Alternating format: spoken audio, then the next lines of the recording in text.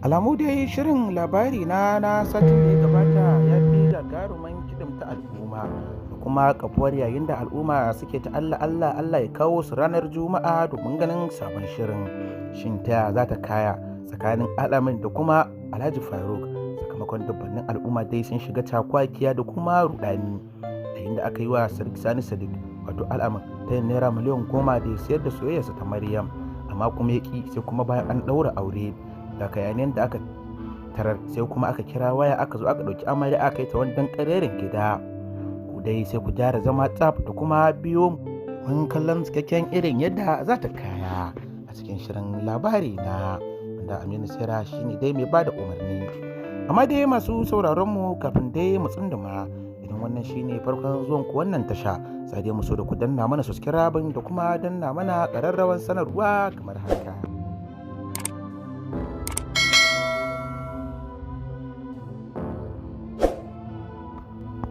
Masu sauraro barkan ku dai da zuwa wannan tasha yadda za mu tattauna akan shirin labari na. Kafin dai mu tsunduma dai muna da wasu 'yan tambayoyi a gare ku. Shin masu kallon shirye-shiryen labari na, abin tambayar anan shine, shin kuna tunanin cewa Al'aman ya sayarwa da Alhaji Faruk da soyayyarsa ne, ko kuma kuna tunanin cewa Alhaji Faruk da Alhaji Lawan dai su ne dai yaran gida ga Al'amin? Amma idan yaran Al'amin ne, shin wani dalili ne ya sa Al'amin ya yi irin wannan shiga har kuma ya zo wannan gari ya gabatar da wannan shirin domin ya samu asalin hakikanin masoyiyarsa? Domin dai wasu suna tunani akan cewa kamar Al'amin shine hamshakin mai kuɗin, amma kuma dai a baya mata da dama sun yaudare shi, watakila bai yi dace a soyayya ba ne sakamakon irin halin da ake ciki yanzu. Daga bisani kuma ya koma ya sauya sifan, ya fito a talaka fakiri wanda naira 10 ma dai sha'awa take bashi, yayin da ya zo cikin tasha yana gabatar da ayyuka. Daga nan dai suka haɗu da Jamila, bayan soyayya ta yi ƙarfi ana dab da ɗaurin aure sai Alhaji Lawan ya zo da iya nashi salon daloli, wanda dai ba kowace iya mace bace za a iya samu a linjayeta da daloli ta ki amincewa ta karɓi soyayya ta yi, ko da kuwa mutum gurgu ne ko kuturu, ballatana ma kai ga makaho ko kuma ƙazami. Matuƙar inda yana iya bada maƙudan daloli ba ma nerori ba, to tabbas zai wuya a yi wasa da tayin nasa kamar da Jamila ta yi gob ta cafke innan dalolin nan take aka juya fasalin auren da kai ta har iyayenta. Aka kuma sha biki, bayan dai an sha biki shi kuma Alhaji Faru ya tsala ido tab akan Maryam, wanda kuma a nan ne dai abu ya ƙara sauya zani, wanda dai ana tunanin cewa tabbas ita ma dai Maryam za ta iya juya baya, wasu kuma suna ganin Maryam ba za ta juya baya ba, amma kuma tafiya ya tafiya Maryam bata juya baya ba. Shin kuna ga a wannan zamanin za a iya samun mace kuwa kamar Maryam a zahirance? To abu ne dai kamar wuya samun mace a wannan zamanin, ko kuma mace a ƙasar Hausa a samu mace mai irin harin Maryam a zahiri, ko ita ma dai ana bayyanawa ba ta da wannan halin a zahiri, domin sai an tara mata sama da miliyoyi da ƙyar za a iya zaƙulo 2 ko 3 daga cikinsu masu wannan halin. Ba wai a ce 'ya'yan masu hannu da shuni ba, a'a 'ya'yan talakawa kuma mai kuɗi ya zo ya musu irin wannan tayin amma su juya masa baya. Kuma haka salika, shin masu sauraro kuna ganin a wannan zamanin anya ko za a iya samun namiji shi ma kamar irin Al'amin, wanda za a zo a sayi soyayyarsa da naira miliyan 10 shi ma ya ki amincewa ya sayar da soyayya ta kan miliyan 10? Shin kuna ganin za a iya, ko kai za ka iya sayar da soyayyarka akan miliyan 10, ko ke za ki iya amsan kuɗi akan soyayyar ki bar talaka ki koma bin mai kuɗi kamar yadda Jamila ta yi? Duk dai za dai mu so da ku bayyana mana irin naku ra'ayoyin. Tabbas dai shirin labari na ana tunanin cewa ba zai kai na farko daɗi ba na Super Zato, amma sai kuma ga wannan da ya zo musamman ma dai na wannan satin da ya gabata,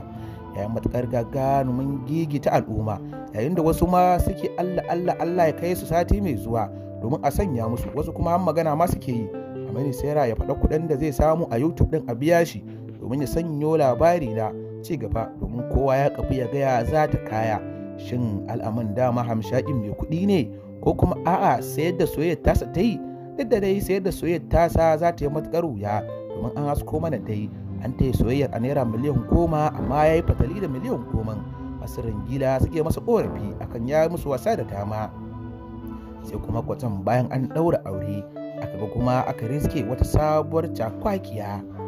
kuma gaskiya dai Jamila ta taka rol matukar rawan gani wanda ya gagarumin kayatar da al'umma ya burge. Kamar inda Jamila ta taka ya yi matukar burge al'umma, wasu ma sun kamu da santa a zahiri, wasu tun a can bayan ma ba su santa, amma sakamakon yadda ta fito a fim din Labari Na, domin tsohuwar jaruma ne ta jima tana fitowa a fina-finai da dama. Ta fito dai a wannan shiri mai dogon zango na Labari Na, kuma rol din da aka bata ya yi gagarumin ba al'umma mamaki, kuma ta taka rawan yadda ake so. Sa dai mutane da dama suka ji suna buƙatar ta, wasu ma suka ji suna son ta ma da aure na sannan a zahirance. Amma dai sai dai muna so ku sani, sai fa ya a dinga samun, ba kowace ƴa mace bace za ta kasance mai halin Maryam, amma dai masu halin Jamila suna nan bincip. Kuma ko a unguwannin mu ma akwai masu halayen Jamila sun fi dubu, amma masu halayen Maryam dai har yanzu dai Allah bai haɗa mu da su ba. Amma dai mun san zai wuya a rasa masu halayen Maryam. Shin masu sauraro a unguwanku akwai irin mata masu halayen Maryam da kuma halayen Al'amin? Duk dai za mu so da ku bayyana irin naku ra'ayoyin da kuma abin da kuke tunani akan Al'amin. Wasu dai gani suke fa Aminu Saira zai iya mai da labarin ya koma tamkar Al'amin mafarki yake, wasu kuma suna ganin hakan fa ba zai taɓa yiwuwa a ce mafarki ba ne, wasu kuma suna ganin ko Jamila ce ta kwanta bacci take mafarki, sai dai wasu kuma sun fi ta'ajjara akan cewa can dama Al'amin asalin hamshakin tantirin mai kuɗi ne, amma ya sha wahala a soyayya. Yawancin 'yan matan da yake haɗuwa da su 'yan mata ne waɗanda suka fi Jamila ma son kuɗi da kuma son abin duniya. Daga bisani da ya fuskanci cewa soyayya ta gaskiya tana wahala, shine dai ya sauya siffa ya koma talaka fakiri putu wanda kati ma a wayarsa baya iya magana na minti 2. A takaice dai Al'amin dai in ya sa katin naira 100 a waya to tabbas ya nuna gagarumin jarumta, domin katin naira 100 ma a waya ba ta tsinana wa Al'amin da komai, amma ya fara wayan katsilewa take yi, da kuma yadda yake gudanar da aikin tashansa, da kuma gidan da ya kama ma saboda babban abin kunya da kuma rashin shi da kuma talauci da yi masa katutu. Gidan hayan da ya kama ma ya gagara karasa cikon kuɗin, wanda abin kunya ne ga duk wata amarya da aka yi mata haka. Dole ta ji ta tsana mijin duk ko irin san da take masa. A ce a mijinki ya kama gidan haya an kawo ki zaki tare, kuma ya zama na kuɗin gidan hayan ma ba gama biya ba, shi kuma dillalin gidan ya ce ba za a shiga ba. Amma da yake